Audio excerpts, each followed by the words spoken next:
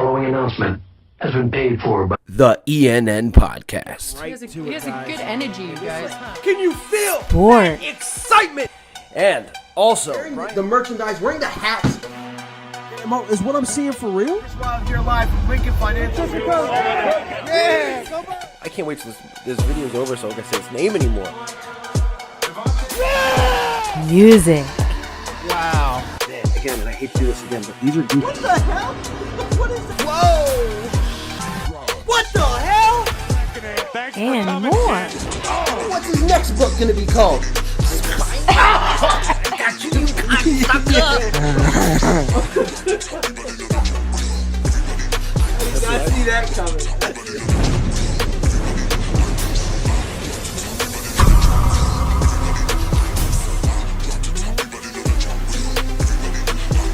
Welcome back, everybody, to another edition of the ENN Podcast here on Heart Killer Media. I'm professional wrestler Chris Wilde, and it's been an absolutely busy month for myself. A depressing month as I hurt my elbow, had some surgery done, but still rehabbing, going to the gym, and wrestling on top of that. I know it sounds crazy. I believe that guys like myself are of a dying breed.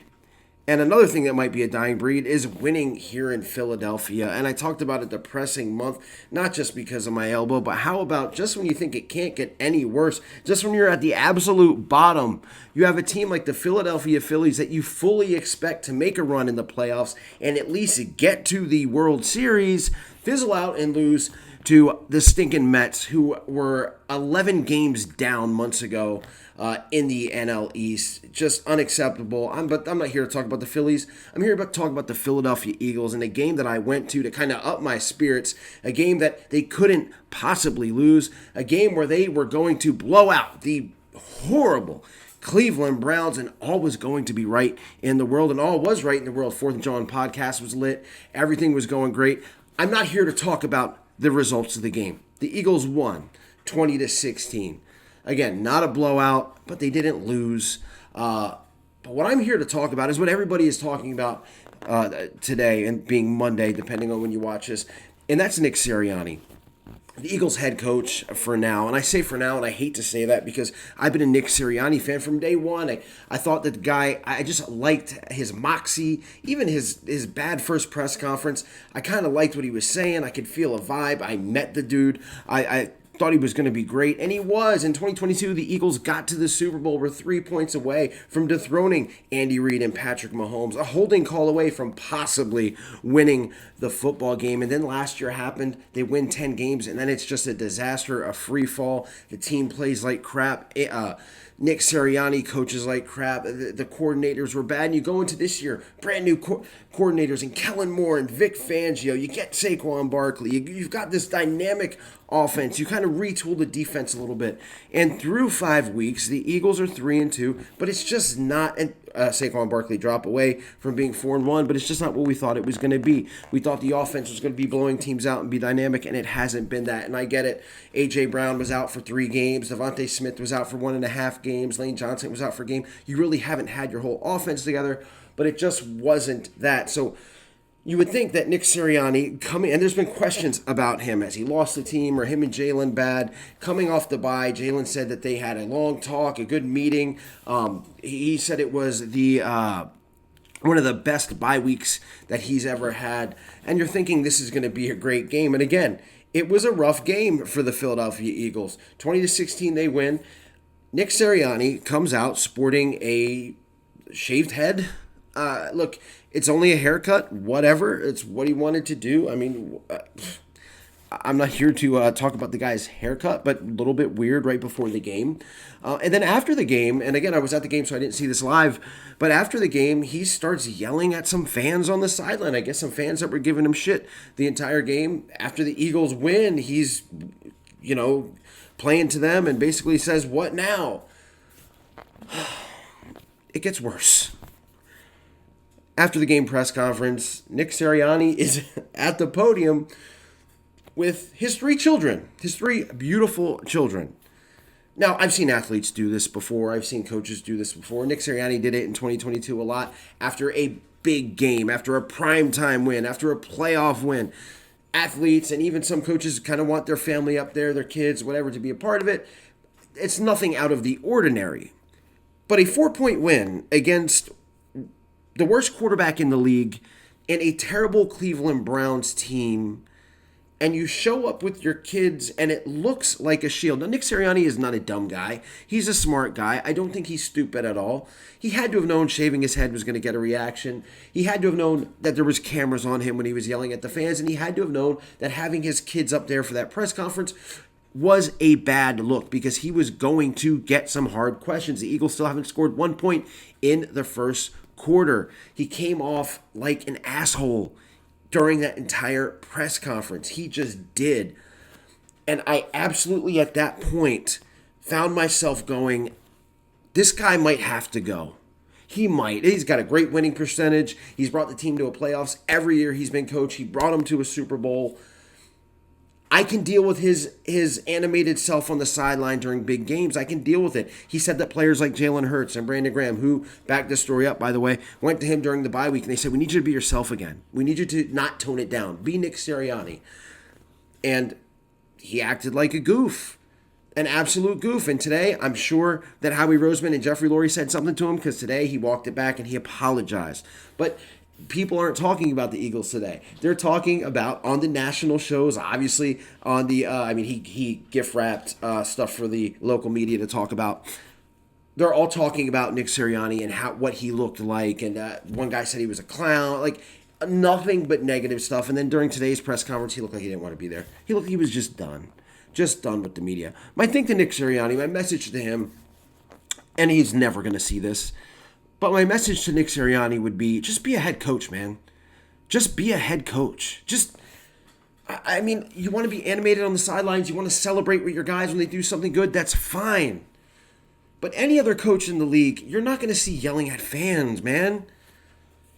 Just be a head coach. This last year was terrible. This year hasn't started off hot. Keep getting wins. Celebrate with your guys, then put your head down and just have a boring professional press conference afterwards. Take a page out of Andy Reid's book, out of Bill Belichick's book, out of anybody's book. Just be a boring head coach. And then at the end of the day, until your team wins the Super Bowl or wins a championship game, just stay even keeled. Again, be animated on the sidelines during a game, that's fine. But put your head down and just be a head coach, man. Just be a head coach. We as Eagle fans don't want to be talking about Nick Sirianni today. And I'm going to do a separate video, hopefully, time permitting, about the game yesterday because I don't think the Eagles played terribly bad. I think the Cleveland Browns have a decent defense. Myles Garrett is a freak. Ward is a good cornerback. Ronnie McLeod is old, but still a good safety. They've got good pieces on defense. I think the Eagles did a lot of good things on offense. Jalen Hurts didn't look bad. Cooper DeJean's debut on defense was really good. I think some of the young guys played well, but we're not talking about that. We're talking about Nick Sirianni and his shaved head and him just looking terrible. Not just physically, but he's looking terrible from an aspect of saying all the wrong things, man. A 4-point win against the Cleveland Browns is not a time to flex. You got the Giants next week and a defensive line that is the best in the league and a quarterback that's had trouble against the blitz and Jalen Hurts, and now an offensive line that's going to be without one of your best pieces in Jordan Mailata. You got bigger things to worry about. Next week, if the Eagles play well against the Giants, put your head down. Get up on at the podium and just have a normal press conference. Talk like I'm talking now. Answer the questions and be gone. And then worry about your team and get hype in the locker room. That's what they want. They wanted the Nick Sirianni that was hype in the locker room.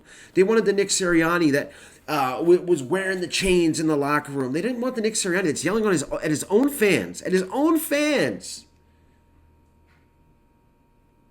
It's unacceptable. It's uncalled for. And you're looking at a guy that has been on the Nick Sirianni bandwagon, man.